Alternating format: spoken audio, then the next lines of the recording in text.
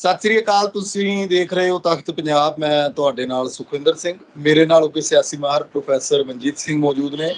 ਹੁਣ ਤੱਕ ਦੀਆਂ ਵੱਡੀਆਂ ਖਬਰਾਂ ਤੇ ਵੱਡੇ ਮੁੱਦਿਆਂ ਉੱਤੇ ਚਰਚਾ ਕਰਾਂਗੇ। ਸਵਾਗਤ ਹੈ ਤੁਹਾਡਾ ਪ੍ਰੋਫੈਸਰ ਸਾਹਿਬ।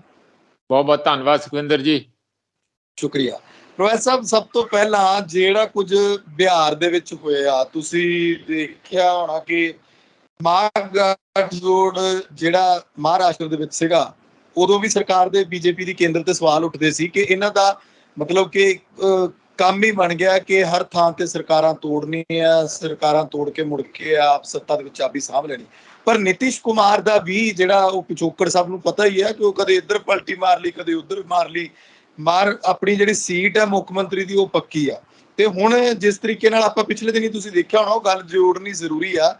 ਰਾਘਵ ਚੱਡਾ ਹੋਰਾਂ ਨੇ ਜੋ ਕੁਝ ਰਾਜ ਸਭਾ 'ਚ ਕਿਹਾ ਸੀ ਕਿ ਐਂਟੀ ਡਿਫੈਕਸ਼ਨ ਲਾ ਹੋਣਾ ਚਾਹੀਦਾ, ਕਿਤੇ ਨਾ ਕਿਤੇ ਡਰ ਜਦੋਂ ਪੰਜਾਬ ਦੀ ਸਿਆਸਤ ਤੇ ਵੀ ਮੰਡਰਾਉਂਦਾ ਹੈ ਵੀ ਕੁਝ ਇਹੋ ਜਿਹਾ ਨਾ ਵਾਪਰ ਜੇ ਜਾਂ ਫਿਰ ਕੋਈ ਹੋਰ ਮਹਾਗਠਬੰਧਨ ਬਣ ਜੇ। ਵੈਸੇ ਕੋਈ ਉਹੋ ਜਿਹੀ ਸੰਭਾਵਨਾ ਤਾਂ ਲੱਗਦੀ ਨਹੀਂ, ਪਰ ਬਿਹਾਰ ਤੋਂ ਜੇ ਸ਼ੁਰੂ ਕਰੀਏ, ਭਾਜਪਾ ਲਈ ਕੀ ਸੁਨੇਹਾ ਜਾਂਦਾ? ਦੇਖੋ, ਜਿਹਨੇ ਨਹੀਂ ਵਸਣਾ ਉਹਨੇ ਨਹੀਂ ਵਸਣਾ ਸੁਖਵਿੰਦਰ। ਜਿੰਨੇ ਮਰਜ਼ੀ ਸੰਗਲ ਮਾਰ ਲਓ, ਭਾਵੇਂ 7 ਜਿੰਦਰੇ ਲਾ ਦਿਓ। ਤੁਸੀਂ ਇਸ ਤਰ੍ਹਾਂ ਤੇ ਕਿਸੇ ਨੂੰ ਰੋਕ ਨਹੀਂ ਸਕਦੇ। ਪਹਿਲਾਂ ਤੁਸੀਂ ਐਂਟੀ ਡਿਫੈਕਸ਼ਨ ਲਾ ਲਿਆਂਦਾ, ਉਹਦੇ 'ਚ ਕਿਹਾ ਵੀ ਜੇ ਤੀਜਾ ਹਿੱਸਾ ਕੋਈ ਬਾਹਰ ਨਿਕਲ ਕੇ ਜਾ ਸਕਦਾ ਤਾਂ ਉਹ ਆਪਣੀ ਅਲੱਗ ਪਾਰਟੀ ਬਣਾ ਸਕਦਾ, ਭਾਵੇਂ ਵੋਟਾਂ ਉਹਨਾਂ ਨੇ ਪਹਿਲੀ ਵਾਲੀ ਪਾਰਟੀ ਦੇ ਸਿੰਬਲ ਤੇ ਲਈਆਂ ਹੋਣ। ਦੇਖਿਆ ਵੀ ਲੋਕ ਤੀਜਾ ਹਿੱਸਾ ਤੇ ਜੋੜ ਤੋੜ ਕਰਕੇ ਕਰ ਹੀ ਲੈਂਦੇ ਆ, ਕੰਮ ਹੀ। ਫਿਰ ਇਹਦਾ ਅਸਰ ਕੀ ਹੋਇਆ? ਕਾਨੂੰਨ ਦਾ ਤੇ ਕੋਈ ਫਾਇਦਾ ਹੀ ਨਾ ਹੋਇਆ। ਫਿਰ ਉਹਨਾਂ ਨੇ ਕਿਹਾ ਜੀ ਚੰਗਾ ਜੀ, ਹੁਣ 66-67% ਬੰਦੇ ਆਪਣੀਆਂ ਲੈਣ ਤਾਂ ਜਾ ਕੇ ਉਹ ਕੰਮ ਸਿਰੇ ਲੱਗੂਗਾ। 2/3 ਦਾ ਆ ਗਿਆ। ਫਿਰ ਜਦੋਂ 2/3 ਦਾ ਆ ਗਿਆ ਤੇ ਸ਼ਿੰਦੇ ਹੁਣਾਂ ਨੇ ਮਹਾਰਾਸ਼ਟਰ ਦੇ ਵਿੱਚ ਉਹ 66-67% ਕਰਕੇ ਪਰਾਂ ਪਾਰਟੀ ਨੇ ਆਪਣੀ ਨਵੀਂ ਪਾਰਟੀ ਬਣਾ ਲਈ। ਜਦ ਉਹ ਨਵੀਂ ਪਾਰਟੀ ਬਣ ਗਈ ਆ ਹੁਣ, ਤਾਂ ਉੱਥੇ ਰੌਲਾ ਇਹ ਪਿਆ ਆ ਕਿ ਜਿਹੜਾ ਤੀਰ ਕਮਾਨ ਦਾ ਨਿਸ਼ਾਨ ਆ, ਉਹ ਜਿਹੜੇ 1/3 ਜਿਹੜੇ ਪਹਿਲਾਂ ਜਿਨ੍ਹਾਂ ਦੇ ਨਾਂ ਤੇ ਪਰਿਵਾਰ ਤੇ ਸਾਰੀ ਪਾਰਟੀ ਚੱਲਦੀ ਹੈ, ਉਹਦਾ ਚੋਣ ਨਿਸ਼ਾਨ ਉਹਨਾਂ ਕੋਲ ਜਾਊਗਾ ਕਿ ਜਿਹੜੀ ਨਵੀਂ 67% ਬਾਹਰ ਨਿਕਲ ਗਏ ਆ ਉਹਨਾਂ ਤੇ ਜਾਊਗਾ। ਇੰਨਾ ਘਮਾਸਾਨ ਪਿਆ। ਸੁਪਰੀਮ ਕੋਰਟ 'ਚ ਗੱਲ ਚੱਲੇਗੀ। ਸੁਪਰੀਮ ਕੋਰਟ ਨੇ ਇਲੈਕਸ਼ਨ ਕਮਿਸ਼ਨ ਨੂੰ ਕਿਹਾ ਵੀ ਜਰਾ ਬਚ ਕੇ ਰਿਓ।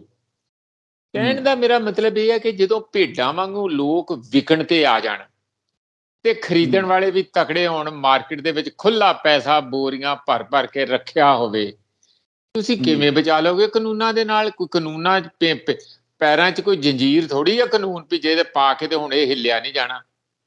ਇਸ ਤਰੀਕੇ ਨਾਲ ਸਾਡੇ ਦੇਸ਼ ਦਾ ਸੱਤਿਆਨਾਸ਼ ਜੋ ਪਿਛਲੇ 5-7 ਸਾਲਾਂ 'ਚ ਹੋਇਆ, ਸੱਤਿਆਨਾਸ਼ ਸ਼ੁਰੂ ਤੇ ਪਹਿਲਾਂ ਹੀ ਕਾਫੀ ਦੇਰ ਤੋਂ ਹੋ ਗਿਆ ਸੁਖਵਿੰਦਰ, ਪਰ ਜਿਹੜਾ ਹੁਣ ਸ਼ੁਰੂ ਹੋ ਗਿਆ ਇਹ ਜਾਣੀ ਪਹਿਲਾਂ ਪਰਚੂਨ 'ਚ ਸੀ, ਹੁਣ ਥੋਕ ਦੇ ਪਾ ਹੋ ਗਿਆ। ਜਿਹੜੀ ਗੱਲ ਤੁਸੀਂ ਛੇੜੀ ਹੈ ਬਿਹਾਰ ਵਾਲੀ, ਉਹ ਇਹਦੇ ਨਾਲੋਂ ਥੋੜੀ ਜਿਹੀ ਅਲੱਗ ਗੱਲ ਹੈਗੀ। ਉਹ ਇਸ ਕਰਕੇ ਕਿ ਚੋਣਾਂ ਜਿਹੜੀਆਂ ਪਿਛਲੀਆਂ ਹੋਈਆਂ 45 ਜਿਹੜੀਆਂ 200 ਸਮਥਿੰਗ, ਉੱਥੇ 212 ਜਾਂ ਕਿੰਨੀਆਂ ਹੈਗੀਆਂ ਜਾਂ ਪਤਾ, ਹਾਂ ਮੈਨੂੰ ਐਗਜ਼ੈਕਟ ਯਾਦ ਨਹੀਂ, ਬਿਹਾਰ ਦੇ ਵਿੱਚ ਜਿਹੜੀਆਂ ਟੋਟਲ ਸੀ MLA ਦੀਆਂ ਸੀਟਾਂ, ਉਹਦੇ ਚੋਂ 45 ਲੈ ਗਏ। 122 ਚਾਹੀਦੀਆਂ, ਜਾਣੀ 121 ਪਲੱਸ 21 ਦੂਣ 42, 242 ਹੈ ਜੀ। 242 ਟੋਟਲ ਸੀਟਾਂ ਹੈਗੀਆਂ, 122 ਚਾਹੀਦੀਆਂ ਆ ਮੈਜੋਰਿਟੀ ਲੈਣ ਲਈ। ਠੀਕ ਹੈ ਜੀ ਗੱਲ।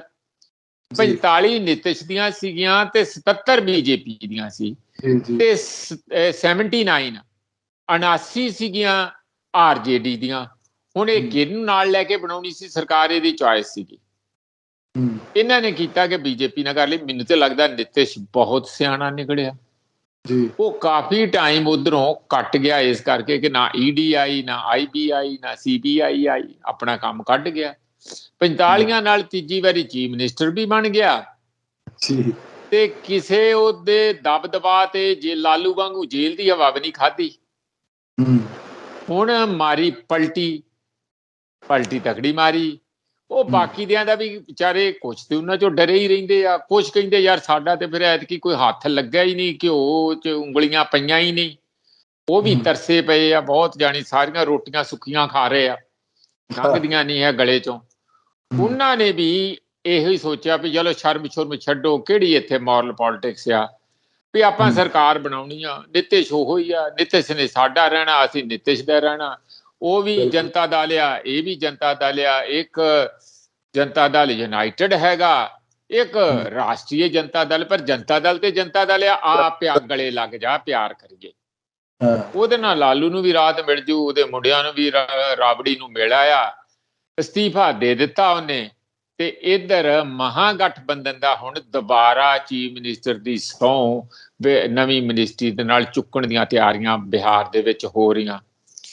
ਮੈਨੂੰ ਤਾਂ ਲੱਗਦਾ ਨਿਤਿਸ਼ ਨੇ ਜਾਣੀ ਜਿਸ ਤਰੀਕੇ ਨਾਲ ਪਲਟੀ ਮਾਰ ਕੇ ਬੀਜੇਪੀ ਦਾ ਬੇਵਕੂਫ ਬਣਾਇਆ ਬਿਹਾਰ ਦੇ ਵਿੱਚ, ਉਹਦੇ ਨਾਲ ਤੇ ਚੁਸਤ ਕੋਈ ਹੋਰ ਹੈ ਹੀ ਨਹੀਂ।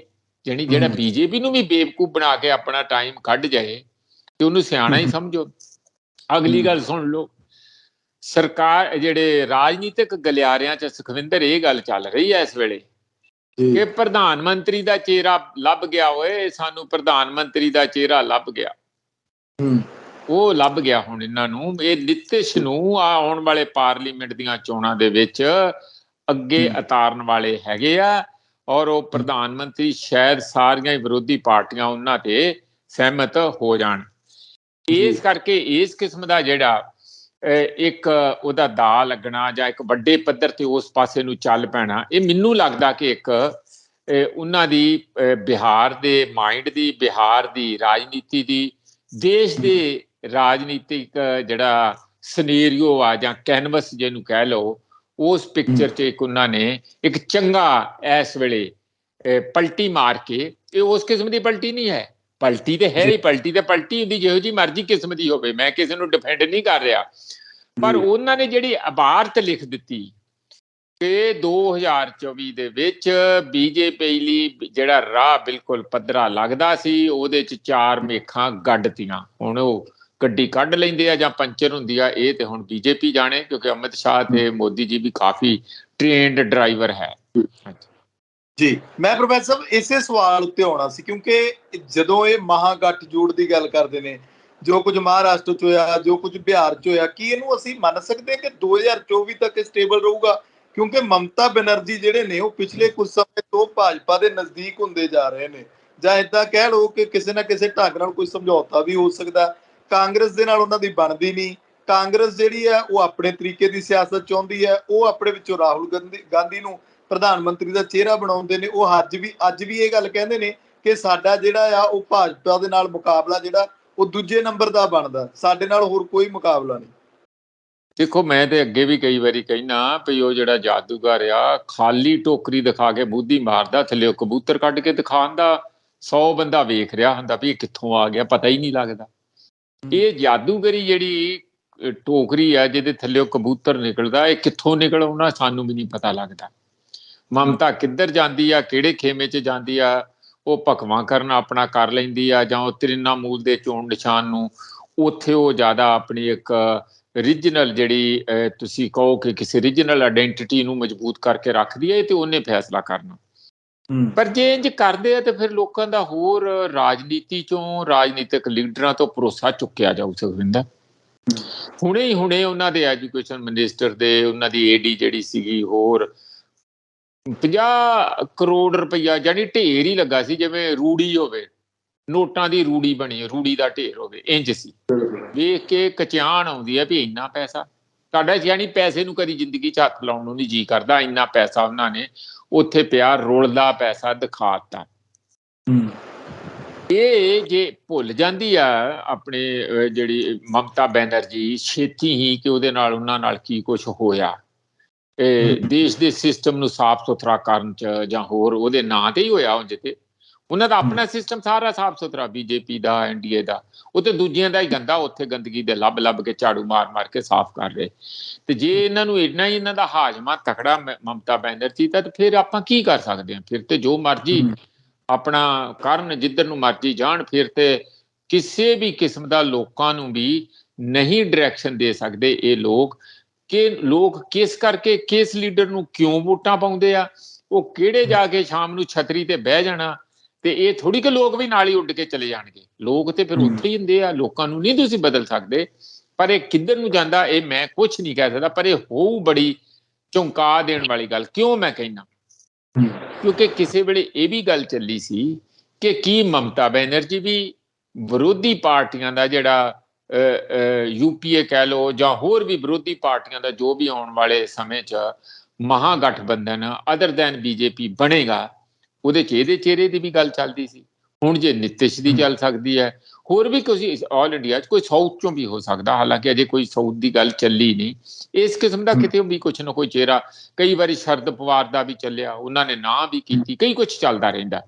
ਹੁਣ ਇਸ ਬਾਰੇ ਕੀ ਹੋਊਗਾ, ਕਾਂਗਰਸ ਦਾ ਹਾਲਾਂਕਿ ਉਹਨਾਂ ਚਿਹਰਾ ਅਜੇ ਨਹੀਂ ਹੋ ਸਕਦਾ, ਮਗਰੋਂ ਆਪਸ ਵਿੱਚ ਖਿੱਚੋਤਾਣ ਦੇ ਵਿੱਚ ਰਾਹੁਲ ਗਾਂਧੀ ਦਾ ਹੀ ਦਾ ਲੱਗ ਜਾਏ, ਇਹ ਪਰ ਕੁਛ ਨਹੀਂ ਕਹਿ ਸਕਦੇ, ਅਜੇ ਸਮਾਂ ਦੂਰ ਆ।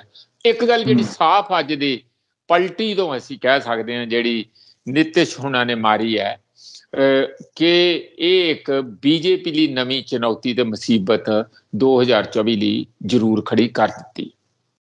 ਬਿਲਕੁਲ, ਭਾਜਪਾ ਦੇ ਖੇਮੇ ਦੇ ਵਿੱਚ ਹਲਚਲ ਤਾਂ ਹੋਏਗੀ। ਜਿਵੇਂ ਤੁਸੀਂ ਜ਼ਿਕਰ ਕਰ ਰਹੇ ਸੀ ਕਿ ਆਹ ਨਾਮ ਹੋ ਸਕਦੇ ਨੇ, ਸ਼ਰਦ ਪਵਾਰ ਹੋਣੀ, ਆਪਾਂ ਕੱਲ ਜ਼ਿਕਰ ਕੀਤਾ ਸੀ ਕਿ ਮਿਸ਼ਨ ਕੇਜਰੀਵਾਲ ਵੀ ਇੱਕ ਚੱਲ ਰਿਹਾ ਹੈ, ਉਹਦੇ ਉੱਤੇ ਵੀ ਲੱਗੇ ਨੇ ਕਿ ਉਹਨਾਂ ਨੂੰ ਪ੍ਰਧਾਨ ਮੰਤਰੀ ਬਣਾਉਣਾ। ਮੈਂ ਪ੍ਰੋਫੈਸਰ ਸਾਹਿਬ ਹੁਣ ਜਿਹੜਾ ਸਵਾਲ ਕਰਨ ਲੱਗਿਆ ਉਹ ਹੈ, ਆਮ ਆਦਮੀ ਪਾਰਟੀ ਜਿਹੜੀ ਹੈ ਫ੍ਰੀ ਬੀਜ ਦੀ ਗੱਲ, ਕਿ ਮੁਫਤਖੋਰੀ ਦੀ ਗੱਲ, ਪਿੱਛੇ ਜੇ ਸੁਪਰੀਮ ਕੋਰਟ ਨੇ ਵੀ ਇਹਦਾ ਨੋਟਿਸ ਲਿਆ, ਉੱਥੇ ਅਪੀਲਾਂ ਪਟੀਸ਼ਨਾਂ ਪਹੁੰਚੀਆਂ, ਤੇ ਉਹਦੇ ਵਿੱਚ ਹੁਣ ਇਹ ਕਹਿੰਦੇ ਕਿ ਅਸੀਂ ਧਿਰ ਬਣ ਕੇ ਉੱਥੇ ਕਹਿ ਰਹੇ ਨੇ ਕਿ ਸੰਵਿਧਾਨਕ ਅਧਿਕਾਰ ਹੈ ਲੋਕਾਂ ਦਾ, ਜਿਹੜੀਆਂ ਅਸੀਂ ਲੋਕਾਂ ਨੂੰ ਸਹੂਲਤਾਂ ਦੇ ਰਹੇ ਹਾਂ, ਉਹ ਸਾਨੂੰ ਟੈਕਸ ਦੇ ਰਹੇ ਨੇ ਸਰਕਾਰਾਂ ਨੂੰ, ਤੇ ਅਸੀਂ ਉਹਨਾਂ ਨੂੰ ਸਹੂਲਤਾਂ ਦੇ ਰਹੇ ਹਾਂ। ਮੈਨੂੰ ਲੱਗਦਾ ਕਿਤੇ ਨਾ ਕਿਤੇ ਇਹ ਵੀ ਐਗਜ਼ਾਮਪਲ ਦੇ ਦਿੱਤੀ ਜਾਊਗੀ ਕੱਲ ਨੂੰ ਕਿ ਦੇਖੋ ਜੀ, ਬਾਹਰਲੇ ਮੁਲਕਾਂ 'ਚ ਵੀ ਤਾਂ ਉਹ ਟੈਕਸ ਲੋਕਾਂ ਤੋਂ ਲੈ ਕੇ ਉਹਨਾਂ ਨੂੰ ਸਹੂਲਤਾਂ ਦਿੰਦੇ ਨੇ, ਅਸੀਂ ਵੀ ਉਸ ਤਰੀਕੇ ਨਾਲ ਚੱਲ ਰਹੇ ਹਾਂ। ਨਹੀਂ ਨਹੀਂ ਨਹੀਂ, ਇਹ ਸਾਰੀ ਨਾ ਇਹਨਾਂ ਦੇ ਹੱਥ ਦੀ ਸਫਾਈ ਆ, ਗੱਲਾਂ ਦੀ ਹੇਰਾ ਫੇਰੀ ਹੈ। ਉੱਥੇ ਵੀ ਕੋਈ ਉਹਨੂੰ ਕਹਿੰਦੇ ਆ ਅਫਰਮੇਟਿਵ ਐਕਸ਼ਨ, ਜਿਸ ਤਰ੍ਹਾਂ ਅਮਰੀਕਾ ਦੇ ਵਿੱਚ ਆ, ਜਿਹੜੇ ਗਰੀਬ ਆ, ਪਛੜੇ ਆ, ਜਾਂ ਰੇਸ਼ਲੀ ਡਿਸਕ੍ਰਿਮੀਨੇਟਡ ਆ, ਉਸ ਕਿਸਮ ਦੇ ਉਹਨਾਂ ਨੂੰ, ਸਾਡੇ ਜਿਸ ਤਰ੍ਹਾਂ ਰਿਜ਼ਰਵੇਸ਼ਨ ਆ ਦਲਿਤਾਂ ਦੀ, ਆਦੀਵਾਸੀਆਂ ਦੀ, OBC ਦੀ, ਇਸ ਕਿਸਮ ਦੀ ਹੈ, ਜਾਂ ਹੋਰ ਕਈਆਂ ਕੈਟੇਗਰੀਜ਼ ਦੀ, ਉੱਥੇ ਵੀ ਅਫਰਮੇਟਿਵ ਐਕਸ਼ਨ ਕਹਿੰਦੇ, ਉੱਥੇ ਵੀ ਰਿਜ਼ਰਵੇਸ਼ਨ ਹੈਗੀ। ਪਰ ਉਹ ਹਰ ਸਟੇਟ ਦਾ ਫਰਜ਼ ਬਣਦਾ। ਜਿਹੜੇ ਪਿਛਲੇ ਸਮੇਂ ਦੇ ਵਿੱਚ 100, 125 ਜਾਂ 200 ਸਾਲਾਂ 'ਚ ਬਹੁਤ ਪਛੜੇ ਰਹਿ ਗਏ, ਜਿਨ੍ਹਾਂ ਲੋਕਾਂ ਦੇ ਨਾਲ ਇਤਿਹਾਸ ਨੇ ਤੇ ਸਮਾਜ ਨੇ ਕਿਸੇ ਕਿਸਮ ਦਾ ਇਨਸਾਫ ਨਹੀਂ ਕੀਤਾ, ਧੱਕਾ ਕੀਤਾ, ਕੈਨੇਡਾ ਦੇ ਵਿੱਚ ਜਾਂ ਅਮਰੀਕਾ ਦੇ ਵਿੱਚ ਜਿਹੜੇ ਲੋਕਲ ਇੰਡੀਅਨ ਲੋਕ ਸੀਗੇ, ਉਹਨਾਂ ਨਾਲ ਕੀ ਕੀ ਧੱਕਾ ਹੋਇਆ। ਅੱਜ ਤੱਕ ਚਰਚ ਵੀ ਮਾਫੀਆਂ ਮੰਗਦਾ ਫਿਰਦਾ ਤੇ ਟਰੂਡੋ ਵੀ ਮਾਫੀਆਂ ਮੰਗਦਾ ਫਿਰਦਾ, ਕੀ ਕੁਛ ਕੀਤਾ ਉਹਨਾਂ ਦੇ ਲੋਕਲ ਪਾਪੂਲੇਸ਼ਨ ਨਾਲ, ਮਾਫੀਆਂ ਮੰਗ ਰਹੇ ਆ ਨਾ। ਹੁਣ ਇਸ ਤਰ੍ਹਾਂ ਹੀ ਸਾਡੇ ਵੀ ਤੇ ਆਦੀਵਾਸੀ ਜਾਂ ਸਾਡੇ ਜਿਹੜੇ ਧਰਤੀ ਦੇ ਜਾਏ ਇੱਥੋਂ ਦੇ ਹੈਗੇ, ਉਹਨਾਂ ਨੂੰ ਧਰਮੀ ਇੱਕ ਮੂਵਮੈਂਟ ਚੱਲੀ ਸੀ, ਆਦੀ ਧਰਮੀ, ਵੀ ਇਹਨਾਂ ਦਾ ਆਦ ਧਰਮ, ਜਿਹੜੇ ਦਲਿਤ ਆ ਉਹਨਾਂ ਦਾ ਆਦ, ਉਹ ਇੱਥੋਂ ਦੇ ਆਦੀਵਾਸੀ ਹੈਗੇ, ਇੱਥੋਂ ਦੇ ਰਹਿਣ ਵਾਲੇ, ਸੌਰੀ, ਤੇ ਉਹਨਾਂ ਦਾ ਧਰਮ ਵੀ ਇੱਥੋਂ ਦਾ ਆਦ ਦਾ ਧਰਮ, ਜਿਹੜਾ ਪੁਰਾਣਾ ਧਰਮ ਚੱਲਿਆ ਹੁੰਦਾ। ਅਸੀਂ ਨਾ ਹਿੰਦੂਇਜ਼ਮ ਨੂੰ ਮੰਨੀਏ, ਨਾ ਬੁੱਧਿਜ਼ਮ ਨੂੰ ਮੰਨੀਏ, ਨਾ ਸਿੱਖਇਜ਼ਮ ਨੂੰ ਮੰਨੀਏ। ਇਸ ਕਿਸਮ ਦੀ ਮੂਵਮੈਂਟ ਉੱਥੇ ਚੱਲੀ ਸੀ। ਉਹਦੇ ਚੋਂ ਬਹੁਤ ਕੁਝ ਨਿਕਲਿਆ ਵੀ, ਪੰਜਾਬ ਦੀ ਮੈਂ ਗੱਲ ਕਰ ਰਿਹਾ। ਤੇ ਸੁਖਵਿੰਦਰ, ਇਸ ਕਿਸਮ ਦਾ ਜਿਹੜਾ ਸਾਡਾ ਰਿਜ਼ਰਵੇਸ਼ਨ ਹੋਣੀ ਇਹਨਾਂ ਲੋਕਾਂ ਲਈ, ਉਹ ਬਿਲਕੁਲ ਸਾਰੀ ਦੁਨੀਆ 'ਚ ਕੀਤੀ ਜਾਂਦੀ, ਇੱਥੇ ਵੀ ਹੋਣੀ ਚਾਹੀਦੀ ਆ।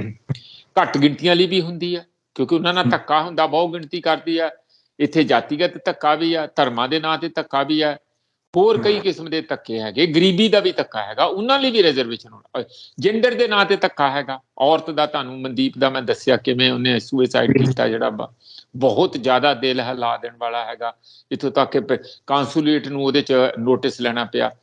ਤੇ ਕਹਿਣ ਦਾ ਮੇਰਾ ਮਤਲਬ, ਇੱਥੇ ਸਾਰੀ ਜਗ੍ਹਾ ਤੇ ਰਿਜ਼ਰਵੇਸ਼ਨ ਇਸ ਜਗ੍ਹਾ ਤੇ ਇਸੇ ਕਰਕੇ ਹੁੰਦੀ ਆ। ਅਸੀਂ ਬੜੇ ਪਛੜੇ ਹਾਂ ਕਈਆਂ ਗੱਲਾਂ ਤੇ। ਉਸ ਨੂੰ ਇਹ ਕਹਿ ਦੇਣਾ ਕਿ ਦੇਖੋ ਜੀ ਇਹ ਤੇ ਫ੍ਰੀ ਬੀਜ ਹੈ, ਇਹ ਫ੍ਰੀ ਬੀਜ ਨਹੀਂ ਹੈ।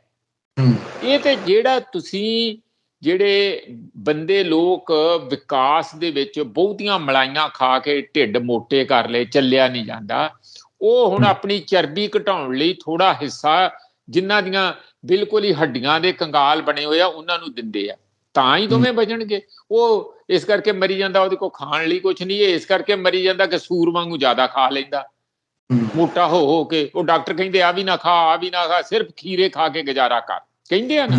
ਤੈਨੂੰ ਸ਼ੂਗਰ ਵੀ ਆ, ਤੈਨੂੰ ਹਾਰਟ ਦਾ ਵੀ ਆ, ਕਿਡਨੀ ਵੀ ਚੱਲੀ ਆ ਤੇਰੀ, ਤੇ ਤੇਰਾ BP ਵੀ ਹਾਈ ਆ, ਉਹ ਗੋਲੀਆਂ ਦੀ ਲੱਪ ਖਾਂਦਾ। ਉਹ ਕਹਿੰਦੇ ਵੀ ਹਾਂ ਕੰਮ ਛੱਡ ਕੇ ਘੱਟ ਖਾ, ਚੰਗਾ ਸੋਚ, ਕਿਉਂ ਜ਼ਿਆਦਾ ਪੈਸੇ ਤੂੰ ਇਕੱਠੇ ਕਰ ਲਏ ਦੇਸ਼ ਦੇ, ਉਹ ਸਾਰਿਆਂ ਨੂੰ ਵੰਡੋ। ਇਹ ਗੱਲ ਸਾਰਿਆਂ ਨੂੰ ਸਮਝ ਪੈਂਦੀ ਹੈ। ਇਹ ਸਾਰੀ ਦੁਨੀਆ 'ਚ ਹਰ ਜਮਹੂਰੀਅਤ ਜਿੱਥੇ ਵੀ ਕਨਸਟੀਟਿਊਸ਼ਨਲ ਡੈਮੋਕ੍ਰੇਸੀ ਸੀ ਉੱਥੇ ਹੁੰਦਾ। ਇਹਦੇ 'ਚ ਫਰਕ ਇਹ ਆ ਕਿ ਕੇਜਰੀਵਾਲ ਸੁਖਵਿੰਦਰ ਜੀ ਕੀ ਕਰਦਾ? ਕੇਜਰੀਵਾਲ ਕਹਿੰਦਾ ਜੀ ਮੈਂ ਫ੍ਰੀ ਬੀਜ, ਇਹ ਫ੍ਰੀ ਬੀਜ ਕਿਸ ਤਰ੍ਹਾਂ? ਤੇ ਸੰਵਿਧਾਨ ਨੇ ਕਿਹਾ ਜੀ ਫਲਾਨਾ ਟਮਕਾਣਾ। ਸੰਵਿਧਾਨ 'ਚ ਹਰ ਬੰਦੇ ਲਈ ਲਿਖਿਆ, ਹਰ ਔਰਤ ਲਈ ਲਿਖਿਆ, ਹਰ IAS ਤੇ ਹਰ PCS ਤੇ ਹਰ ਜੱਜ ਤੇ ਹਰ ਜਿਹੜੀ ਕੋਈ ਹੋਰ ਖਾਂਦੇ ਪੀਂਦੇ ਲੋਕਾਂ ਦੇ ਘਰਾਂ ਚੋਂ ਬੀਬੀਆਂ ਉਹਨਾਂ ਨੂੰ 1000 ਰੁਪਇਆ ਦੇਣਾ ਸੰਵਿਧਾਨ 'ਚ ਲਿਖਿਆ, ਦਿਖਾਏ ਝੂਠ ਬੋਲਦਾ। ਲੋਕਾਂ ਦਾ ਬੇਵਕੂਫ ਬਣਾਉਂਦੇ ਆ, ਲੋਕਾਂ ਨੂੰ ਬੇਵਕੂਫ ਸਮਝਿਆ। ਲੋਕ ਨਹੀਂ ਸੰਵਿਧਾਨ ਪੜ੍ਹਦੇ, ਤੂੰ ਕੱਲਾ ਹੀ ਸੰਵਿਧਾਨ ਪੜ੍ਹਦਾ ਵਾ ਜਿਹੜਾ ਕੇਜਰੀਵਾਲ। ਫਿਰ ਹੋਰ ਗੱਲ ਦਾ ਰਲ ਕੱਢ ਕੀ ਕੀਤਾ, ਕਿਸੇ ਨੇ ਪਾਈ ਹੋਈ ਹੈ ਸੁਪਰੀਮ ਕੋਰਟ 'ਚ ਇੱਕ ਰਿਟ ਕੇ ਫ੍ਰੀ ਬੀਜ ਦੇ ਵਿਰੁੱਧ, ਕਹਿੰਦਾ ਜੀ ਮੇਰਾ ਵੀ ਨਾਂ ਉਹਦੇ 'ਚ ਪਾਓ। ਕਿਉਂ ਜੀ? BJP ਨੇ ਪਿਛਲੇ ਕਹਿੰਦਾ 5 ਸਾਲਾਂ 'ਚ 10 ਲੱਖ ਕਰੋੜ ਰੁਪਇਆ ਕਾਰਪੋਰੇਟਾਂ ਨੂੰ ਬੈਂਕਾਂ ਦਾ ਲਟਾਤਾ। ਉਹਦੀ ਫ੍ਰੀ ਬੀਜ ਕਹਿੰਦਾ ਇਹ ਫ੍ਰੀ ਬੀਜ ਦੇਈ ਜਾਣ, ਇਹ ਮੁਫਤ ਦਾ ਪੈਸਾ ਲਟਾਈ ਜਾਣ। ਤੇ ਜੇ ਅਸੀਂ ਕੋਈ ਕਹੀਏ ਕਿ ਕਿਸੇ ਨੂੰ 1000 ਰੁਪਇਆ ਵੱਡੀ ਖੋਰੀ ਵੋਟਾਂ ਬਟੋਰਨ ਲਈ ਜੇ ਅਸੀਂ ਦਿੰਦੇ ਹਾਂ, ਉਹ ਇਹਨਾਂ ਦੇ ਢਿੱਡ 'ਚ ਪੀੜ ਕਰਦਾ। ਕੇਜਰੀਵਾਲ ਦਾ ਆਹ ਆਰਗੂਮੈਂਟ ਹੈ। ਦੇਖੋ ਇਹ ਦੋਵੇਂ ਗੱਲਾਂ ਅਲੱਗ ਆ। ਸਰਕਾਰ ਬਣਨ ਤੋਂ ਬਾਅਦ ਸਰਕਾਰ ਜੇ ਗੈਰ ਇਮਾਨਦਾਰ ਆ, ਪੱਖਪਾਤੀ ਹੈ, ਤਾਂ ਉਹ ਰਾਜ ਧਰਮ ਨਹੀਂ। ਜੇ ਬੈਂਕਾਂ ਦਾ ਪੈਸਾ ਲਟਾ ਰਹੀ ਹੈ, ਕੁਝ ਕਾਰਪੋਰੇਟ ਘਰਾਣਿਆਂ ਨੂੰ ਆਪਣੀਆਂ ਦੋਸਤੀਆਂ ਪਾਲਦੇ ਆ ਤੇ ਉਹਨਾਂ ਤੋਂ ਪੈਸੇ ਲੈ ਕੇ ਮੁੜ ਕੇ ਚੋਣਾਂ ਜਿੱਤਦੇ ਆ, ਇਹ ਤੇ ਆਪਣੇ ਆਪ 'ਚ ਬਹੁਤ ਪਾਪ ਆ ਇੱਕ ਕਿਸਮ ਦਾ। ਔਰ ਇਹ ਬਿਲਕੁਲ ਗੈਰ ਕਾਨੂੰਨੀ ਹੈਗਾ। ਪਰ ਉਹਨਾਂ ਨੇ ਰਾਹ ਮੋਰੀਆਂ ਸਾਰਿਆਂ ਨੇ ਕੱਢੀਆਂ। ਕਿਹੜੀ ਪਾਰਟੀ ਹੈ ਜਿਹੜੀ ਨਹੀਂ ਇਸ ਤਰ੍ਹਾਂ ਪੈਸੇ ਲੈਂਦੀ? ਕੁਝ 10% ਲੈਂਦੀ ਆ, ਕੁਝ 70% ਲੈਂਦੀ ਆ। ਉਹਦੀਆਂ ਪਰਸੈਂਟੇਜ ਲੱਗ ਗਿਆ, ਪਰ ਸਾਰਿਆਂ ਕੋਲ ਪੈਸਾ ਨਜਾਇਜ਼ ਇਸੇ ਤਰੀਕੇ ਨਾਲ ਆਉਂਦਾ। ਕੇਜਰੀਵਾਲ ਕੋ ਵੀ ਫੰਡ ਦੇ ਰੂਪ 'ਚ ਇਸੇ ਤਰੀਕੇ ਨਾਲ ਜਾਂਦਾ। NRIਆਂ ਕੋ ਕਿੰਨਾ ਪੈਸਾ ਆਇਆ ਜਿਹੜਾ ਇਹਨੇ ਕਦੀ ਹਿਸਾਬ ਨਹੀਂ ਦਿੱਤਾ। ਇਸ ਲਈ ਦੋ ਗੱਲਾਂ ਲੱਗ ਗਿਆ। ਤੁਸੀਂ ਦੇਸ਼ ਦਾ ਧਨ ਦੌਲਤ ਅਮੀਰ ਲੋਕਾਂ ਨੂੰ ਲਟਾ ਦੇਣਾ, ਉਹ ਤੁਹਾਡੀ ਦੇਸ਼ ਧਰੋਹੀ ਦੇ ਇੱਕ ਕਿਸਮ ਦਾ ਬਰਾਬਰ ਦਾ ਐਕਸ਼ਨ ਹੈਗਾ। ਉਹ ਕੋਈ ਦੇਸ਼ ਭਗਤੀ ਨਹੀਂ, ਦੇਸ਼ ਧਰੋਹੀ ਹੈ ਕਿ ਗਰੀਬਾਂ ਦਾ ਖੂਨ ਨਿਚੋੜ ਕੇ ਤੁਸੀਂ ਅਮੀਰਾਂ ਨੂੰ ਦੇਈ ਚੱਲੋ। ਇਹ ਕੋਈ ਦੇਸ਼ ਭਗਤੀ ਨਹੀਂ। ਪਰ ਪ੍ਰੋਫੈਸਰ ਸਾਹਿਬ ਇਹਦੇ ਨਾਲ ਇਹ ਹੈ ਨਾ ਕਿ ਪਾਰਟੀਆਂ ਇਸ ਰਾਹ ਤੇ, ਕਾਂਗਰਸ ਦੀ ਤੁਸੀਂ ਖਬਰ ਪੜ੍ਹੀ ਹੋਣੀ ਕਿ ਉਹ ਕਹਿੰਦੇ ਕਿ ਅਸੀਂ ਵੀ ਦੇ ਦਿਆਂਗੇ ਜੀ 300 ਯੂਨਿਟ ਬਿਜਲੀ ਦੇ ਦਿਆਂਗੇ। ਮੇਰੇ ਖਿਆਲ 'ਚ ਹਿਮਾਚਲ ਦੀ ਉਹ ਖਬਰ ਲੱਗੀ ਹੋਈ ਆ। ਮੈਂ ਇਸੇ ਕਰਕੇ ਨਾ ਸੁਪਰੀਮ ਕੋਰਟ ਨੇ ਸਾਰਿਆਂ ਦੇ ਮੂੰਹ ਤੇ ਇੱਕ ਚਪੇੜ ਮਾਰੀ ਆ, ਅੱਗੇ ਕਰਕੇ ਮੂੰਹ। ਉਹਨਾਂ ਨੂੰ ਕਿਹਾ ਮੂੰਹ ਅੱਗੇ ਕਰੋ, ਮੈਂ ਚਪੇੜ ਮਾਰਨੀ। ਇਹ ਹੁਣ ਟੱਪੀ ਜਾਂਦੇ ਆ ਜੀ। ਫਿਰ ਕਿਉਂ ਤੁਸੀਂ ਇਸ ਗੱਲ ਦੀ ਵਜੇਦੇ ਆ, ਇਸ ਗੱਲ ਦੀ ਕਿ ਨਹੀਂ ਇਹ ਤੇ ਅਸੀਂ ਜੀ ਬਹੁਤ ਸਮਾਜ ਸੇਵਾ ਦਾ ਕੰਮ ਕਰ ਰਹੇ ਹਾਂ, ਸਾਨੂੰ ਤੇ ਸੰਵਿਧਾਨ ਕਹਿੰਦਾ ਕਿ ਸਾਰਿਆਂ ਨੂੰ ਇੱਥੇ ਛਾਬੜੀ ਲਾ ਕੇ ਪੈਸੇ ਵੰਡਿਆ ਕਰੋ ਸ਼ਾਮ ਨੂੰ। ਕਿੱਥੇ ਲਿਖਿਆ ਮੈਨੂੰ ਦੱਸੋ? ਕਿੱਥੇ ਲਿਖਿਆ ਕਿ ਜਿਹਦੇ 10 ਬੰਬੀਆਂ ਹੈਗੀਆਂ, ਬੰਬੀਆਂ ਮਤਲਬ ਮਾਝੇ 'ਚ ਕਹਿੰਦੇ 10 ਟਿਊਬਵੈਲ ਹੈਗੇ ਆ, ਉਹਨੂੰ ਮੁਫਤ ਦੀ ਬਿਜਲੀ ਦਿਓ। ਜਿਹਦੇ ਕੋਲ 100 ਏਕੜ ਆ, 500 ਏਕੜ ਆ, ਕਿੱਥੇ ਲਿਖਿਆ ਮੈਨੂੰ ਦੱਸੋ ਸੰਵਿਧਾਨ 'ਚ? ਇਹ ਬਦਤਮੀਜ਼ੀਆਂ ਆ, ਇਹ ਦੇਸ਼ ਦੇ ਨਾਲ ਧੋਖਾ ਆ। ਔਰ ਇਹ ਵੋਟਾਂ ਇਕੱਠੀਆਂ ਕਰਨ ਲਈ ਜਿਹੜੀ ਅਸਲੀਅਤ ਆ ਉਹਦੇ ਤੇ ਪਰਦਾ ਪਾ ਕੇ ਲੋਕਾਂ ਦਾ ਬੇਵਕੂਫ ਬਣਾ ਕੇ ਉਸ ਪਾਸੇ ਨੂੰ ਚੱਲ। ਤੁਹਾਨੂੰ ਪਤਾ ਮਨਪ੍ਰੀਤ ਬਾਦਲ ਨੇ ਇੱਕ ਵਾਰੀ ਇਸ ਗੱਲ ਦਾ ਕਿਹਾ ਸੀਗਾ ਕਿ ਵਲੰਟਰੀਲੀ ਜਿਹੜੇ ਬੰਦੇ ਆਪਣੇ ਬਿੱਲ ਦੇ ਸਕਦੇ ਉਹ ਦੇਣ। ਕਿਸੇ ਵੀ ਨਹੀਂ, 1-2 ਬੰਦਿਆਂ ਨੇ ਆਪਣੇ ਬਿੱਲ 1-2 ਵਾਰੀ ਦਿੱਤੇ, ਬਾਕੀ ਸਾਰੇ ਘਰੀ ਬਹਿ ਗਏ। ਕਿਸੇ ਨੇ ਨਹੀਂ। ਕੌਣ ਦਿੰਦਾ? ਕਿਹਨੂੰ ਮੁਫਤਖੋਰੀ ਚੰਗੀ ਨਹੀਂ ਲੱਗਦੀ? ਕਹਿਣ ਦਾ ਮੇਰਾ ਭਾਵ ਇੰਨਾ ਹੀ ਹੈਗਾ, ਦੋਵਾਂ ਗੱਲਾਂ ਨੂੰ ਰਲ ਕੱਢ ਨਾ ਕਰੀਏ। ਫ੍ਰੀ ਬੀਜ ਮੁਫਤਖੋਰੀ ਬਣਾਉਣਾ ਇਹ ਬਹੁਤ ਮਾੜੀ ਗੱਲ ਆ। ਦੇਸ਼ ਦਾ ਗਰੀਬਾਂ ਦਾ ਉਹ ਪੈਸਾ ਖਜ਼ਾਨੇ 'ਚ ਆਉਂਦਾ, ਉਹ ਗਰੀਬਾਂ ਤੇ ਹੀ ਖਰਚਿਆ ਜਾਣਾ ਚਾਹੀਦਾ, ਨਾ ਕਿ ਤੁਸੀਂ ਆਪਣੀਆਂ ਵੋਟ ਬਟੋਰਨ ਲਈ ਲੋਕਾਂ ਨੂੰ ਝਾਂਸਾ ਦੇ ਕੇ ਝੂਠੇ ਵਾਅਦੇ ਕਰਕੇ ਕਿ ਅਸੀਂ ਆਹ ਦਿਆਂਗੇ। ਤੁਸੀਂ ਇੱਕ ਉਸ ਨੂੰ ਲੋਕਾਂ ਨੂੰ ਵੱਡੀ ਖੋਰੀ ਤੇ ਲਾ ਦਿਓ, ਮੁਫਤ ਖੋਰੀ ਤੇ ਲਾ ਦਿਓ। ਰਹੀ ਗੱਲ ਕਾਂਗਰਸ ਦੀ, ਕਾਂਗਰਸ ਕਿਹੜੀ ਕਿਤੇ ਘੱਟ ਆ? ਕਾਂਗਰਸ ਵੀ ਇਹੋ ਕੁਝ ਕਰਦੀ। ਤਾਮਿਲਨਾਡੂ ਦੀ ਪਾਰਟੀਆਂ ਜਿਹੜੀਆਂ ਆ, ਉਹਨਾਂ ਦੋਹੀਂ ਪਾਰਟੀਆਂ ਜਿਹੜੀਆਂ ਅੰਨਾ DMK ਤੇ ਦੂਸਰੀ DMK ਹੋਣ ਵਾਲੇ, ਉਹ ਸਾੜੀਆਂ ਕਿਸੇ ਵੇਲੇ ਦਿੰਦੇ ਸੀ। ਕਹਿੰਦੇ ਪੱਖੇ, ਕੁੱਕਰ, ਫ੍ਰਿਜ ਜੋ ਘਰ 'ਚ ਆਉਂਦਾ ਸਾਰਾ ਤੁਹਾਡਾ ਦਾਜ ਵਰੀ ਉਹ ਪਾਰਟੀਆਂ ਹੀ ਬਣਾਉਣ ਲੱਗ ਪਈਆਂ। ਇਹ ਹਾਲਤ ਆ। ਕਿੰਨੀਆਂ ਸਾੜੀਆਂ ਤਾਂ ਸ਼ੁਰੂ ਹੋਈ ਸੀ ਅੱਜ ਤੋਂ 10-15 ਸਾਲ ਪਹਿਲਾਂ। ਉਹ ਬਿਮਾਰੀ ਇਹ ਵੱਧਦੀ ਪੂਰੇ ਦੇਸ਼ 'ਚ ਫੈਲੀ। ਸਾਡੇ ਤੇ ਪਹਿਲਾਂ ਦਾਰੂਆਂ ਤੇ ਚੱਲੀ। ਤੁਹਾਨੂੰ ਪਤਾ ਅੱਜ ਪਿਛਲੀਆਂ ਚੋਣਾਂ 'ਚ ਵੀ ਸਾਡੇ ਵੇਖਣ 'ਚ ਟਰੱਕਾਂ ਦੇ ਟਰੱਕ ਦਾਰੂ ਜਿਹੜੇ ਫੜੇ ਵੀ ਗਏ, ਪੈਸੇ ਵੀ ਫੜੇ ਗਏ। ਕੌਣ ਕਿਸੇ ਨੂੰ ਪੁੱਛਦਾ? ਅੰਨੀ ਪੀਏ ਕੁੱਤਾ ਚੱਟੇ। ਇਹ ਹਾਲਤ ਹੈਗੀ ਆ। ਕਾਂਗਰਸ ਨੇ ਵੀ ਉਸੇ ਕਲਚਰ ਨੂੰ ਪ੍ਰਮੋਟ ਕੀਤਾ। ਜਦੋਂ ਹੁਣ ਇੱਕ ਸਟੈਂਡਰਡ ਸੈੱਟ ਕਰਤਾ ਕੇਜਰੀਵਾਲ ਨੇ, ਅਗਲਿਆਂ ਨੂੰ ਹਿਮਾਚਲ 'ਚ ਇੱਕ ਚੁਣੌਤੀ ਆ। ਉਹ ਤੇ ਫਿਰ ਕਹਿ ਦੇਣਗੇ। ਇਹ ਵੀ ਪ੍ਰੋਫੈਸਰ ਤੁਸੀਂ ਦੇਖਿਆ ਹੋਣਾ ਕਿ ਇਹ ਉਹੀ ਉਹਨਾਂ ਰਾਹਾਂ ਤੇ, ਜਿਵੇਂ ਮੈਂ ਜ਼ਿਕਰ ਕੀਤਾ, ਕਾਂਗਰਸ ਤਿਰੰਗਾ ਯਾਤਰਾ ਵੀ ਕਰ ਰਹੀ ਹੈ, ਪੰਜਾਬ ਦੇ ਵਿੱਚ ਹੋ ਰਹੀਆਂ ਨੇ। ਬਿਲਕੁਲ, ਇਹ ਤੇ ਮੈਂ ਹੁਣਾ, ਇਹ ਤਿਰੰਗਾ ਯਾਤਰਾ ਬੜੀ ਇੰਟਰਸਟਿੰਗ ਚੀਜ਼ ਆ। ਪਰ ਜਿਹੜੀ ਹਿਮਾਚਲ ਚ ਉਹਨਾਂ ਨੇ ਕਿਹਾ ਕਿ ਅਸੀਂ 300 ਯੂਨਿਟ ਵੀ ਦਿਆਂਗੇ, ਤੇ ਇਹਨਾਂ ਦੇ 1000 ਰੁਪਏ ਤੇ ਉਹਨਾਂ ਨੇ ਕਹਿਤਾ ਅਸੀਂ 1500 ਰੁਪਇਆ ਮਹੀਨਾ ਹਰ ਔਰਤ ਨੂੰ ਦਿਆਂਗੇ 18 ਤੋਂ 60 ਸਾਲ ਵਾਲੀ ਨੂੰ। ਬਿਲਕੁਲ ਕਾਪੀ ਕਰਕੇ ਠੋਕਤੀ ਮੰਜੀ। ਹੁਣ ਨਾ ਕਰੇ ਕਿਵੇਂ ਕਰੂਗਾ ਕੇਜਰੀਵਾਲ, ਕਿਉਂਕਿ ਉਹਦਾ ਤੇ ਮਾਡਲ ਹੀ ਇਹ ਆ। ਇਹਦੇ ਮਾਡਲ ਉਹਨਾਂ ਨੇ ਆਪਣਾ ਮਾਡਲ ਦੇ ਉੱਤੇ ਆਪਣੀ ਮੋਹਰ ਹੱਥ ਵਾਲੀ ਪੰਜੇ ਵਾਲੀ ਲਾ ਕੇ ਤੋਰਤਾ ਵੀ ਆ ਫੜ ਕਰ ਗੱਲ, ਹੁਣ ਵੱਧ ਤੂੰ 2000 ਦੇਏਗਾ। ਬੋਲੀ ਲੱਗਦੀ ਆ, ਵੋਟਾਂ ਦੀ ਬੋਲੀ ਲੱਗ ਰਹੀ ਸਰਕਾਰੀ ਖਜ਼ਾਨੇ ਚੋਂ। ਇਹ ਮਾੜੀਆਂ ਗੱਲਾਂ, ਤਾਂ ਹੀ ਉਹਨੇ ਤਮਾਚਾ ਸੁਪਰੀਮ ਕੋਰਟ ਨੇ ਮਾਰਿਆ।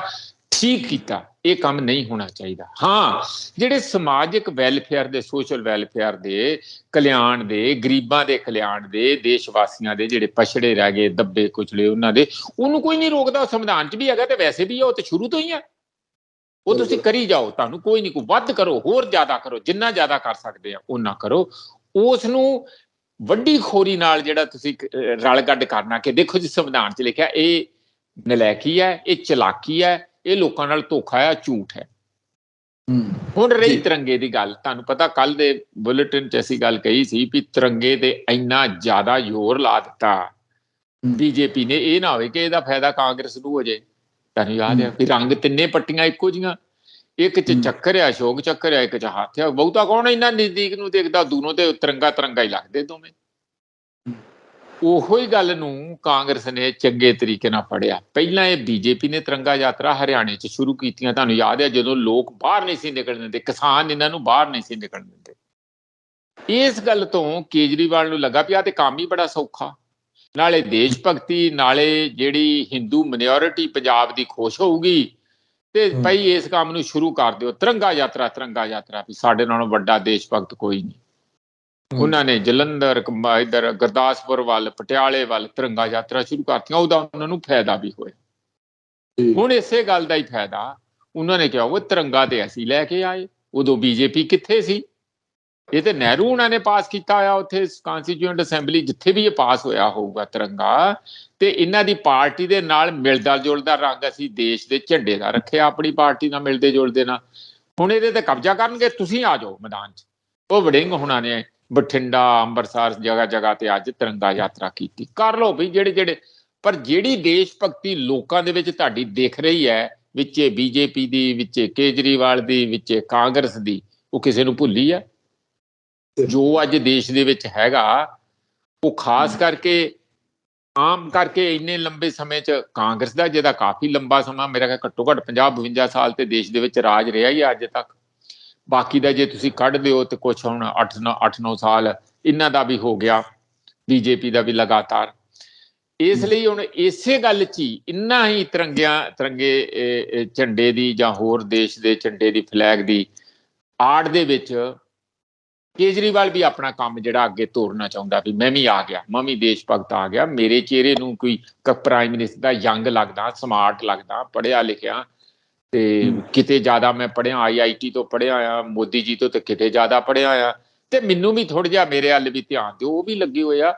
ਪਰ ਇਹਨਾਂ ਗੱਲਾਂ ਦੇ ਨਾਲ ਲੋਕਾਂ ਦੇ ਵਿੱਚ ਤੁਹਾਡਾ ਅਸਲੀ ਚਿਹਰਾ ਜਿਹੜਾ ਉਹ ਕਿਤੇ ਅਨਮਾਸਕਡ ਨਹੀਂ ਰਹਿੰਦਾ। ਉਹ ਸਾਰਾ ਐਨ ਜਿਸ ਤਰ੍ਹਾਂ ਸਾਫ਼ ਪਾਣੀ ਸ਼ੀਸ਼ੇ ਦੇ ਗਲਾਸ 'ਚ ਨਜ਼ਰ ਆਉਂਦਾ ਨਾ, ਇੰਜ ਚਿਹਰਾ ਲੋਕਾਂ ਦੇ ਸਾਹਮਣੇ ਨਜ਼ਰ ਆ। ਤੁਸੀਂ ਨਾ ਲੋਕਾਂ ਨੂੰ ਭੁਲੇਖੇ ਪਾਉਣ ਦੀ ਕੋਸ਼ਿਸ਼ ਕਰੋ। ਲੋਕ ਤੁਹਾਡੇ ਜਿਹੜੇ ਢਿੱਡ 'ਚ ਲੋਕਾਂ ਦੇ ਨੌਹਾਂ ਤੇ ਆ, ਉਹਨਾਂ ਦੀ ਮਜਬੂਰੀਆਂ ਕਿ ਉਹ ਤੁਹਾਨੂੰ ਵੋਟਾਂ ਪਾ ਕੇ ਬਾਰ-ਬਾਰ ਆਪਣੇ ਸਿਰ ਤੇ ਬਿਠਾਉਂਦੇ ਆ। ਹਾਂਜੀ ਜੀ, ਅਗਲੀ ਗੱਲ ਪ੍ਰੋਫੈਸਰ ਸਾਹਿਬ ਜੀ, ਆਪਾਂ ਅਕਾਲੀ ਦਲ ਦੀ ਕਰ ਲਈਏ ਕਿ ਉਹ ਆਪਣਾ ਸਿਆਸੀ ਵਜੂਦ ਕਹਿ ਲਓ ਜਾਂ ਜਿਹੜੀ ਖੁੱਸੀ ਹੋਈ ਜ਼ਮੀਨ ਆ ਉਹਨੂੰ ਦੁਬਾਰਾ ਫਿਰ ਉਹਦੇ ਉੱਤੇ ਪੰਜਾਬ ਦੀ ਸੱਤਾ ਤੇ ਕਾਬਜ਼ ਹੋਣ ਲਈ ਕਿਸੇ ਵੀ ਢੰਗ ਨਾਲ ਕੋਈ ਢੰਗ ਤਰੀਕਾ ਵਰਤ ਰਹੇ ਨੇ। ਜਥੇਦਾਰ ਸਾਹਿਬ ਜਦੋਂ ਬੋਲਦੇ ਉਦੋਂ ਲੋਕ ਤਾਂ ਸਿੱਧਾ ਸਾਫ਼ ਕਹਿੰਦੇ ਨੇ ਕਿ ਇਹਦੇ ਪਿੱਛੇ ਕੋਈ ਨਾ ਕੋਈ ਸਿਆਸਤ ਹੈ। ਜਥੇਦਾਰ ਸਾਹਿਬ ਆਪ ਨਹੀਂ ਬੋਲਦੇ। ਚਲੋ ਇੱਕ ਗੱਲ ਤਾਂ ਚੰਗੀ, ਕਹਿੰਦੇ ਇਹ ਪਹਿਲੀ ਵਾਰ ਹੋ ਰਿਹਾ ਪੂਰੇ ਮੁਲਕ ਦੇ ਵਿੱਚ ਜਾਂ ਪੂਰੀ ਦੁਨੀਆ ਜਿੱਥੇ ਜਿੱਥੇ ਪੰਜਾਬੀ ਵੱਸਦੇ ਨੇ ਜਾਂ ਸਿੱਖ ਵੱਸਦੇ ਜਾਂ ਭਾਰਤ ਦੇ ਲੋਕ ਵੱਸਦੇ, ਕਮਿਊਨਿਟੀ ਵੱਸਦੀ ਆ,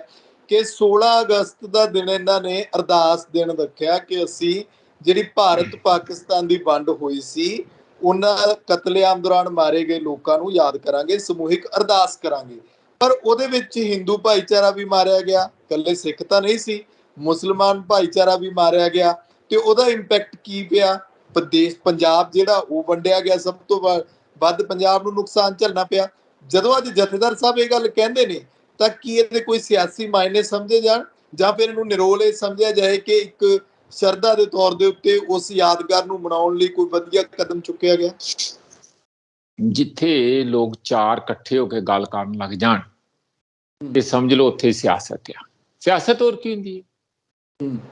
ਤੇ ਜਿੱਥੇ ਐਡਾ ਵੱਡਾ ਧਰਮ ਜਿਹੜਾ ਇੱਕ ਮਿਲੀਟੈਂਟ ਲੋਕ ਜਿਹਦੇ ਖਾੜਕੂ ਲੋਕ ਆ, ਦਬੰਗ ਲੋਕ ਆ, ਤੇ ਉਹ ਧਰਮ ਦੇ ਉਹ ਹੈਡ ਅਕਾਲ ਤਖਤ ਦੇ ਜਥੇਦਾਰ ਹੋਣ, ਉਹਨਾਂ ਦੀ ਸਟੇਟਮੈਂਟ ਨੂੰ ਗੈਰ ਸਿਆਸੀ ਤੁਸੀਂ ਕਿਵੇਂ ਕਹੋਗੇ? ਭਾਵੇਂ ਉਹ ਧਾਰਮਿਕ ਪਲੇਸ ਤੋਂ ਹੈਗੀ ਆ। ਇਸ ਤਰ੍ਹਾਂ ਨਹੀਂ ਹੈ। ਚਰਚ ਜਿਹੜੀ ਐਡੀ ਵੱਡੀ ਜਥੇਬੰਦੀ ਆ ਉਹਨਾਂ ਦੀ ਸਾਰੀ ਆਲ ਓਵਰ ਦਾ ਵਰਲਡ, ਉਹ ਜਦੋਂ ਇੱਕ ਪੋਪ ਉੱਥੋਂ ਕਿਸੇ ਵੀ ਕਿਸਮ ਦੇ ਕੋਈ ਬਿਆਨ ਦਿੰਦੇ ਆ, ਤੁਹਾਡਾ ਖਿਆਲ ਉਹਦੇ ਰਾਜਨੀਤਿਕ ਰੈਪਰਕਸ਼ਨ ਨਹੀਂ ਹੈਗੇ? ਬਿਲਕੁਲ ਰਾਜਨੀਤਿਕ ਪ੍ਰਭਾਵ ਇਸ ਤੁਰੰਤ ਸਾਰੀ ਦੁਨੀਆ 'ਚ ਹੁੰਦਾ ਆ। ਇਸ ਗੱਲ ਨੂੰ ਇਸੇ ਤਰੀਕੇ ਨਾਲ ਸਮਝੋ ਕਿ ਰਾਜਨੀਤੀ ਦਾ ਮਤਲਬ ਇਹ ਨਹੀਂ ਕਿ ਕੋਈ ਪੋਲੀਟੀਕਲ ਪਾਰਟੀ ਦੀ ਸੇਵਾ ਕਰਨੀ ਜਾਂ ਪੋਲੀਟੀਕਲ ਪਾਰਟੀ ਦੀ ਵਿਰੋਧਤਾ ਕਰਨੀ। ਜਦੋਂ ਵੀ ਤੁਸੀਂ ਕੋਈ ਇਹੋ ਜਿਹਾ ਬਿਆਨ ਦਿੰਦੇ ਆ ਤੇ ਉਹਦੇ 'ਚ ਸੱਤਾ ਨਾਲ ਸੰਬੰਧਿਤ ਧਿਰਾਂ ਤੇ ਸੱਤਾ ਤੋਂ ਬਾਹਰ ਧਿਰਾਂ ਸਾਰਿਆਂ ਨੂੰ ਉਹਨਾਂ ਗੱਲਾਂ ਦਾ ਅਸਰ ਹੁੰਦਾ।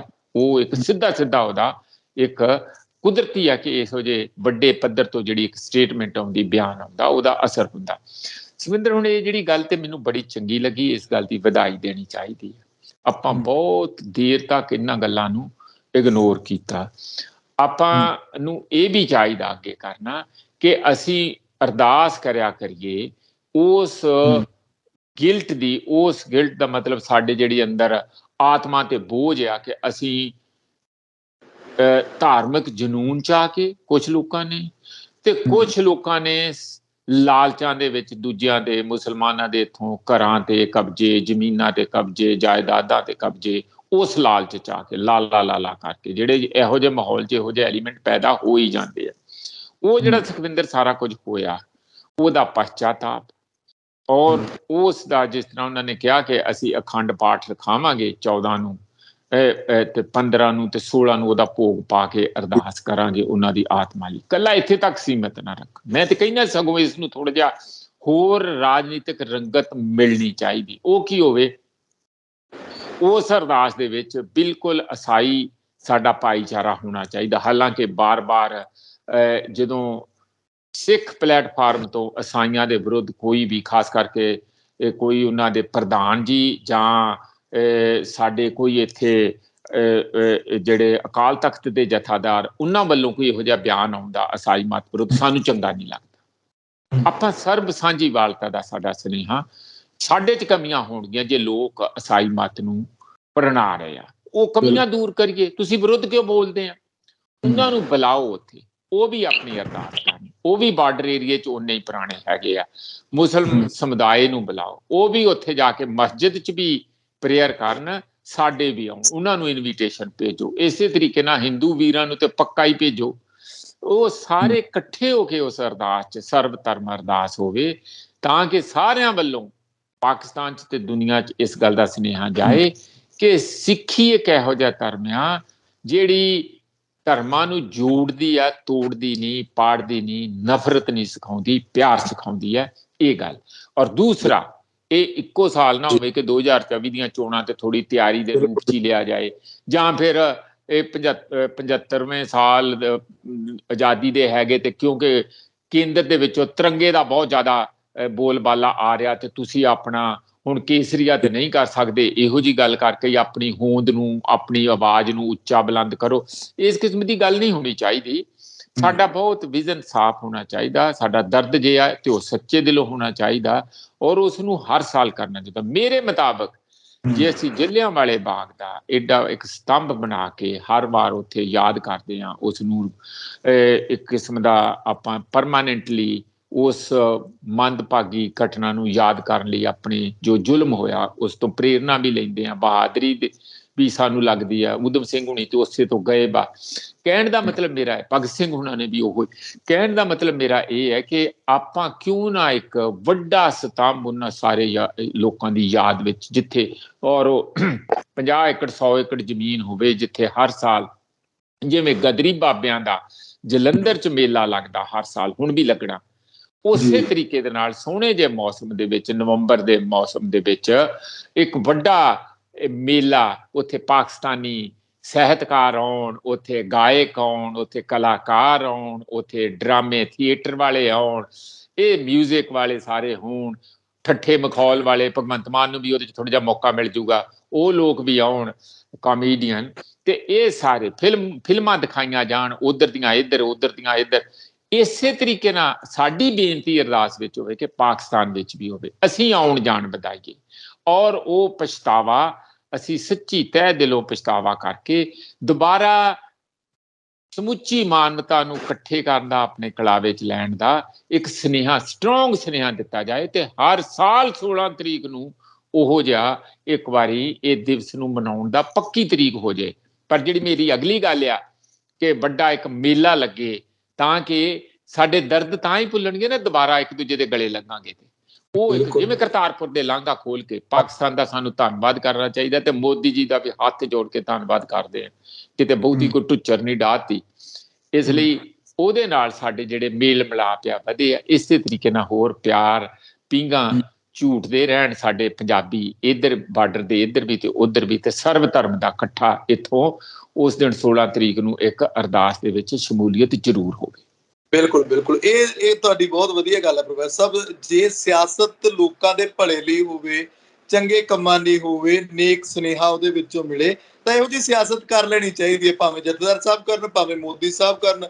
ਕਰਤਾਰਪੁਰ ਲਾਂਘੇ ਦਾ ਵੈਲਕਮ ਆਪਾਂ ਬਹੁਤ ਵਾਰ ਕਰ ਚੁੱਕੇ ਹਾਂ, ਅਕਸਰ ਕਰਨਾ ਵੀ ਚਾਹੀਦਾ ਹੈ ਕਿ ਇਹ ਚੰਗਾ ਕਦਮ ਬੀਜੇਪੀ ਦਾ। ਜੇ ਇਦਾਂ ਦੇ ਹੋਰ ਕਦਮ ਚੁੱਕਣ ਸਿੱਖ ਮਸਲਿਆਂ ਨੂੰ ਲੈ ਕੇ, ਮੈਂ ਬੰਦੀ ਸਿੰਘਾਂ ਦੀ ਰਿਹਾਈ ਤੇ ਆਉਣਾ ਕਿ ਲਾਸਟ ਸਵਾਲ ਹੈ ਮੇਰਾ, ਕਿ ਕੈਪਟਨ ਅਮਰਿੰਦਰ ਸਿੰਘ ਨੇ ਵੀ ਹੁਣ ਤਾਂ ਚਿੱਠੀ ਲਿਖਤੀ ਕਿ ਕਰ ਦੋ ਬੰਦੀ ਸਿੰਘਾਂ ਨੂੰ ਰਿਹਾ 15 ਅਗਸਤ ਦੇ ਉੱਤੇ, ਜਿਹੜੇ ਮਤਲਬ ਸਜ਼ਾਵਾਂ ਕੱਟ ਚੁੱਕੇ ਨੇ। ਸਵਾਲ ਆਮ ਆਦਮੀ ਪਾਰਟੀ ਨੂੰ ਹੋ ਰਿਹਾ ਕਿ ਤੁਸੀਂ ਦਵਿੰਦਰਪਾਲ ਭੁੱਲਰ ਦੇ ਮਸਲੇ ਤੇ ਕੀ ਕਰ ਰਹੇ ਹੋ, ਸਵਾਲ ਉੱਠਣਗੇ। ਸਵਾਲ ਅਕਾਲੀਆਂ ਨੂੰ ਵੀ ਹੋਏਗਾ ਕਿ ਤੁਹਾਡੀ ਸੱਤਾ ਦੇ ਦੌਰਾਨ ਉਹ ਸਿਆਸੀ ਕੈਦੀ ਰਹੇ ਨੇ ਤੇ ਤੁਸੀਂ ਉਦੋਂ ਕੀ ਕੀਤਾ। ਪਰ ਅੱਜ ਦੀ ਘੜੀ ਇੱਕ ਚੰਗੀ ਗੱਲ ਹੈ ਕਿ ਚੰਗਾ ਸੁਨੇਹਾ ਇਕੱਠੇ ਹੋ ਜਾਣਾ ਚਾਹੀਦਾ।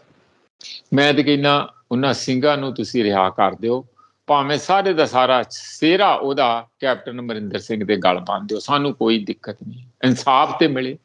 ਕਿਉਂਕਿ ਸਾਰੇ ਹੀ ਮੰਗ ਕਰ ਰਹੇ ਆ, ਹਮਾ ਤੁਮਾ, ਅਕਾਲੀ ਦਲ, ਅਕਾਲ ਤਖਤ ਦੇ ਜਥੇਦਾਰ, ਸਾਰੇ ਹੀ ਆਪਾਂ ਮੰਗ ਕਰ ਰਹੇ ਹਾਂ। ਜੇ ਉਹਦੇ 'ਚ ਹੁਣ ਲੇਟੈਸਟ ਕੈਪਟਨ ਅਮਰਿੰਦਰ ਸਿੰਘ ਹੁਣੀ ਵੀ ਆਪਣੀ ਆਵਾਜ਼ ਜਾਂ ਆਪਣੀ ਉੱਥੇ ਗੱਲ ਪਹੁੰਚਾ ਰਹੇ, ਚਿੱਠੀ ਪਹੁੰਚਾ ਰਹੇ ਆ, ਤਾਂ ਕੇਂਦਰ ਦੀ ਸਰਕਾਰ ਨੂੰ ਵਾਕਿਆ ਇਹ ਬੇਇਨਸਾਫੀ ਹੈਗੀ।